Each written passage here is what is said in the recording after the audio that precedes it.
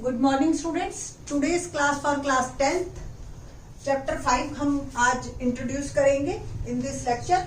Arithmetic progression है, समांतर श्रेणियां। हिंदी मीडियम स्टूडेंट्स के लिए है ये चैप्टर। तो इसमें जो है आप एक थोड़ा सा पहले एक इंट्रोडक्शन देते हैं कि क्या होती है समांतर श्रेणियां। उससे भी पहले आप मुझे ये बताइए, क्या आप इस सीरीज का अगला नंबर लिख सकते हैं या उसका अगला? सेम, क्या इस सीरीज का अगला नंबर लिख सकते हैं? और बताएं तो 5, 25 और 125, ठीक है। और आप ले लीजिए 3, 8, 11 की जगह बल्कि हम लेते हैं 13 एंड 18। ओके, तो इस तरह की सीरीज देखें। और ऐसे आपने क्वेश्चंस किए भी होंगे कि इस तरह के क्वेश्चंस में आगे का नंबर आप देखो, सारे 2 2 2 2 बढ़ते जा रहे हैं। तो अगला नंबर क्या आया? 10। उसका अगला नंबर क्या आया? 12। ठीक है, आपको ये देखते ही पता चल गया कि ये 2 2 की सीरीज से बढ़ रहा है। आपकी लाइफ में भी इस तरह की बहुत सारी चीजें मिलेंगी जो आप कहते हो कि जी ये जो है ना ऐसे ऐसे बढ़ेगा, अब कल इतने हो जाएंगे, कल इतने हो जाएंगे, ऐसे 3, 6, 9। देखो ये कितने गैप से बढ़ रहे हैं? 3 3 के गैप से, ठीक है ना। तो अगला नंबर 15, उसका अगला 18, उसका अगला 21 एंड सो ऑन। यहाँ पे आपको कोई सीरीज ऐसी नहीं दिख रही है कि आप ऐड करते जाओ सिंगल नंबर, बल्कि इसमें क्या हो रहा है? मल्टीप्लाई हो रहा है ना। इसको 5 से मल्टीप्लाई किया, अगला नंबर आ गया। इसको 5 से किया, इसका अगला नंबर आ गया। इसको 5 से करूंगी तो अगला नंबर आएगा। इस क्वेश्चन में देखिए कितना डिफरेंस आ रहा है हर उसमें। तो ये डिफरेंस आपका है 5 का। क्या अगले में भी 5 का है ना? उसके अगले में भी 5 का है, ठीक है। तो ऐसी सीरीज जिसमें गैप सेम हो और आप अगला नंबर निकाल सको। अब मेरे को पता है 5 5 का गैप है, तो अगला नंबर क्या होगा? 18 + 5, 18 + 5 23, 23 + 5 28, 28 + 5 33। ऐसे ही करेंगे ना। तो इस तरीके से आपके ये क्वेश्चंस बड़े आराम से होते चले जाते हैं। और जिनके अंदर गैप सेम होता है उसको हम कहते हैं एपी, ठीक है, समांतर श्रेणियां।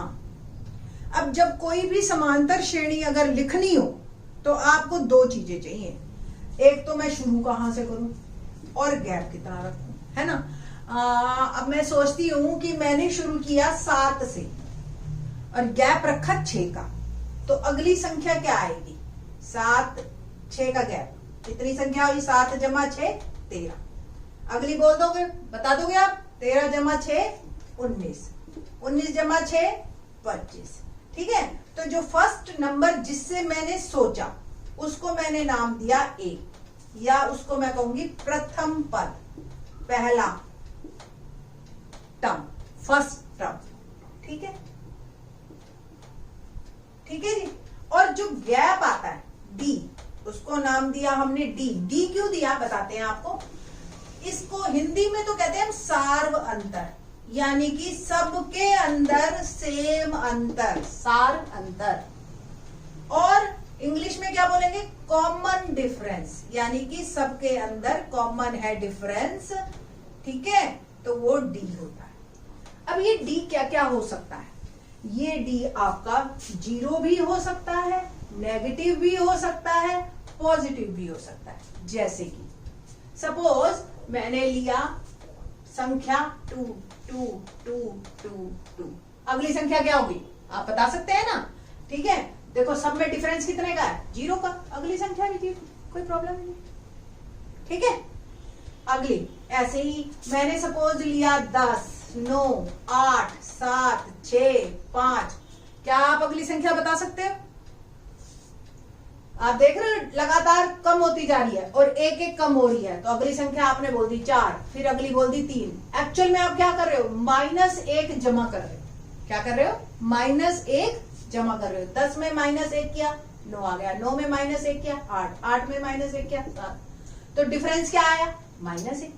तो डिफरेंस नेगेटिव भी हो सकता है, 0 भी हो सकता है, और पॉजिटिव के तो हमने बहुत सारे एग्जाम्पल देखे हैं, है ना। आई थिंक सो आपको समझ आ रहा होगा। अब रूटीन लाइफ में आप कैसे देखते हो? एग्जाम्पल देखते हैं।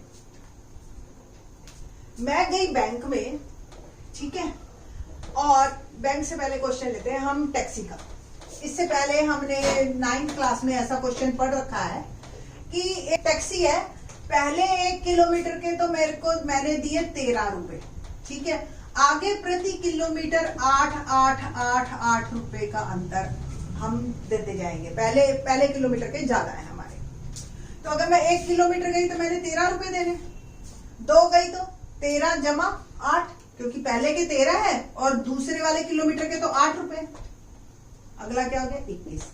3 किलोमीटर गई तो 3 में, तो पहले 13, दूसरे का भी 8, तीसरे का भी 8, है ना, 8 जोड़ दिया इसका, ठीक, ये आ गया मेरा 29। 4 किलोमीटर गई तो पहले के 13, बाकी के 3 गुना 8 कर लो, या एक 8 और जोड़ दो इसमें, है ना, ये हो गया 37। 5 किलोमीटर गई तो क्या कर रहे हैं हम, हर बार 8 जोड़ते जा रहे हैं, है ना, पिछली वाली एक्सरसाइज में जो पिछले वाले पैसे हैं। तो क्या ये एपी है? बिल्कुल है, जिसका प्रथम पद क्या है 13 और डिफरेंस कितना है 8 प्लस का, है ना, तो ये एक एपी बन रही है। आपको रूटीन लाइफ में देखना है कि कब कब आप रूटीन में एपी बनाते हो, ठीक है। तो हमारी जो 5.1 एक्सरसाइज है उसका फर्स्ट क्वेश्चन आपका यही है कि आपको रूटीन लाइफ में ये देखना है कि ये एपी बन रही है या नहीं बन रही है। तो 4 पार्ट है इसके। फर्स्ट पार्ट इसी तरह से था, टैक्सी वाला ही, आप पढ़ के देखना और आपको जवाब मिल जाएगा। सेकंड पार्ट की हम बात करते हैं, उसमें फर्स्ट पार्ट में पहले किलोमीटर के 15 हैं और फिर 8 रुपए हैं। तो क्या सीरीज बनेगी आप बताओ, पहला 15, फिर 15 जमा 8 कितना हुआ 23, 23 जमा 8 31, 31 जमा 8 39, प्लस 39 प्लस 8 47 एंड सो बन गई ना एपी। तो उसने ये पूछा कि ये एपी है या नहीं है, ठीक है। तो आई थिंक सो आपको समझ आ गया होगा 5.1 का फर्स्ट पार्ट। सेकंड पार्ट में वो क्या कहता है कि कोई एक सिलेंडर है और सिलेंडर में हम हवा भर रहे हैं।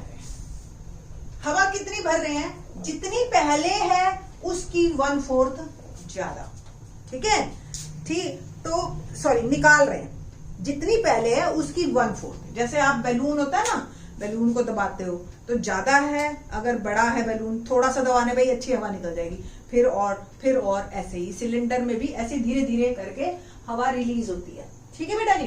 तो अगर सपोज पहले 100 तो उसकी 1/4 25 निकल गई, अब कितनी रह गई 75, फिर इसकी 1/4, अब ये तो कम हो गई ना, पहली बार 25 निकली, दूसरी बार इससे कम, फिर इससे कम, और कोई जो फिक्स अमाउंट तो हमेशा कम नहीं हो रहा ना, पहले 25 कम हुई, फिर आगे 75 का 1/4 कितना होएगा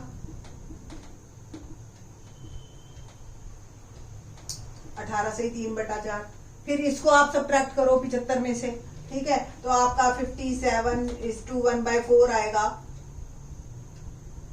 56:1/4, है ना। तो इस तरीके से आपका ये जो है इसका फिर 1/4 करोगे आप। तो इस तरीके से ये कोई फिक्स नहीं जा रहा, ये पिछले पे डिपेंड कर रहा है कि जितनी है उसका 1/4, तो हर बार कम होती चली जाएगी तो डिफरेंस भी सेम नहीं रहेगा। तो ऐसे क्वेश्चनों में एपी नहीं बनती है, ठीक है। थर्ड पार्ट में क्या कहता है, वो क्वेश्चन क्या है हमारे पास, the cost of digging a well after every metre of digging it cost ₹150 and the first metre. कोई कुआं खोद रहे हैं, देखा है ना आपने कुआं खोदते हुए, गांव में तो बड़ा कॉमन है, बोरवेल वगैरह करते हैं। पहले 1 किलोमीटर का तो 150 रुपए, अब जैसे जैसे आप नीचे जाते जाओगे खुदाई मुश्किल होती चली जाएगी, एक ही बंदा और अंदर चला गया, और आप कभी अगर कोई स्टूडेंट अंदर गया तो बहुत गर्मी होती है, बहुत प्रेशर होता है, इतना आसान नहीं है, देखना बहुत आसान होता है। तो जो हर बार है वो 50 रुपए एक्स्ट्रा, मतलब पहले 1 किलोमीटर के 150, दूसरे किलोमीटर के कितने हो गए फिर 50 एक्स्ट्रा, ठीक, तो तीसरे किलोमीटर के और एक्स्ट्रा। तो इस तरीके से आपके जो है ये एक किलोमीटर के हिसाब से हमारे पैसे बढ़ते चले जाएंगे।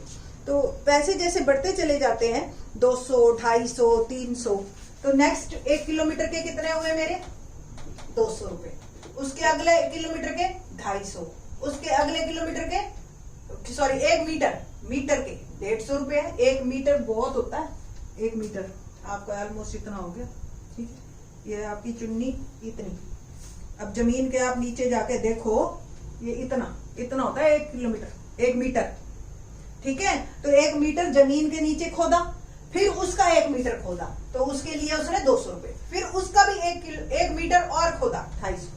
तो इस तरीके से रुपए बढ़ते चले जा रहे हैं। तो अगर सपोज 10 मीटर तक जाके पानी निकला हमारा, है ना, तो आपके कितने रुपए बने वो एक अलग बात है। बट ये कैसी बन रही है, एपी बन रही है ना, हर बार 50-50 का गैप आ रहा है। तो ये एपी है जिसमें प्रथम पद 150 और डिफरेंस 200 है।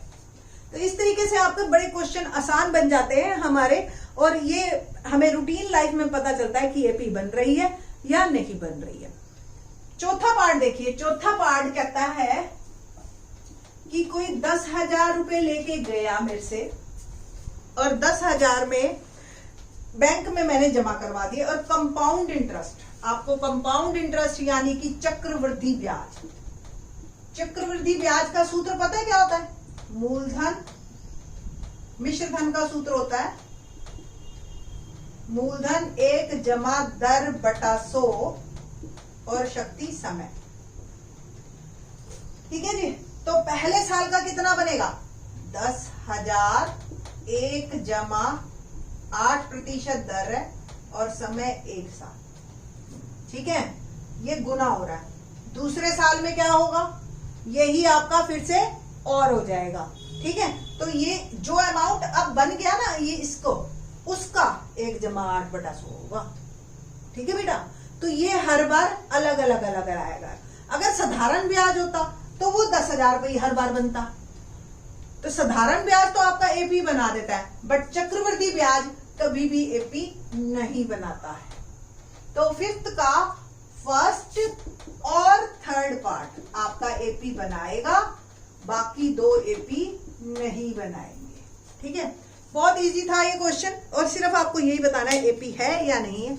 अब एक्सरसाइज के क्वेश्चन करते हैं। एक्सरसाइज का क्वेश्चन नंबर 2 देखिए, बड़ा ही इंटरेस्टिंग है, आसान है इनफैक्ट, ठीक है। तो कैसा है क्वेश्चन 2 देखते हैं, लेट्स सी। कहता है कि पहले 5 राइट फर्स्ट फोर्थ इस समांतर श्रेणी के प्रथम पद और समांतर श्रेणी के प्रथम 4 पद लिखिए, जबकि आपको ए और डी दे रखे हैं। ए कितना है 10, डी कितना है 10। सेकंड, ए कितना है इन द नेक्स्ट पार्ट। तो 4 पद हमें लिखने हैं। ए 10 दे रखा है, डी 10 दे रखा है। सेकंड पार्ट में ए दे रखा है -2, डी 0। थर्ड पार्ट में हमें ए दे रखा है 4 और डी दे रखा है -3। फोर्थ पार्ट में ए दे रखा है -1, डी दे रखा है 1/2, एंड फिफ्थ पार्ट में ए दे रखा है -1.25 एंड डी दे रखा है -0.25, ठीक है।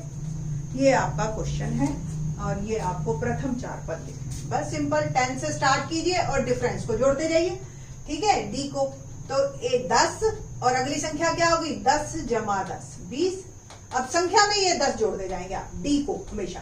20 जमा 10 30, 30 जमा 10 40, 40 जमा 10 50 एंड सो ऑन, जितने मर्जी लिख लीजिए। अगला -2 से शुरू करना है और 0 जोड़ते जाना है, फिर तो वो सेम ही हो गया, कुछ भी ऐसा अलग है नहीं। उसके अगले वाले में पहले ए लिखा 4, ठीक है, और फिर डी को जोड़ते जाइए। तो 4 घटा 3 क्या बना? 1, 1 घटा 3 -2, -2 घटा 3 -5, -5 घटा 3 -8 एंड सो, ठीक है। फोर्थ -1 1/2 ऐड करते जाइए, तो -1 + 1/2 क्या बना बताइए? 2 लघुत्तम है ना, 1 दूनी 2, -2 जमा 1 क्या बन गया? -1/2। फिर से 1/2 जमा कीजिए, इसमें कट गए 0, 0 में 1/2 जमा करो, 1/2, 1/2 में 1/2 जमा करो 1 एंड सो आधा ही तो है।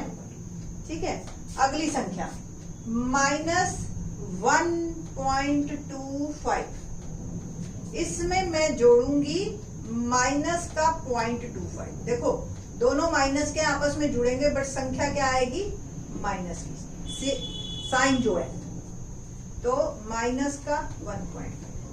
अगला क्या होगा, 0.25 जोड़िए तो माइनस का 1.75, उसमें फिर 0.25 और माइनस का आप जोड़ेंगे तो माइनस का 2.0 करके देखो आप जोड़ के, ऐसे ही माइनस का 2.25 एंड सो।